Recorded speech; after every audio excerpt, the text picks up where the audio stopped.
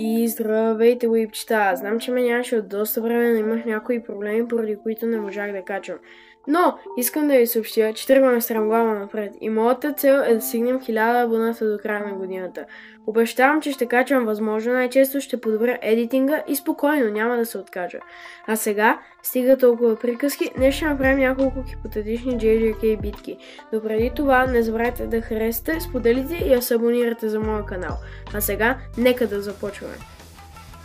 Първата хипотетична битка е между Панда и Мама Маки Зени. Опа! Това не трябваше да е включено. Както и да е. Въпреки че двата героя никога не биха се сбили, мисля, че Маки ще победи Панда поради своите умения. Не казвам, че Панда е слаб, просто е по-физически бъхнат. Спойлер алърт, ако искате да четете края на JJK мангата, не гледайте тази хипотетична битка. Тя е между Годжо и Сукуна. Проблемът тук е, че тази битка я имаме вече, а и двамата герои са доста близки по сила, но продължавам да мисля, че Сукуна ще бие. Годжо е по-силен с малко, но Сукуна е по-хитър и има повече експириенс. Третата и финална хипотетична битка за днес е между Юта и Годжо.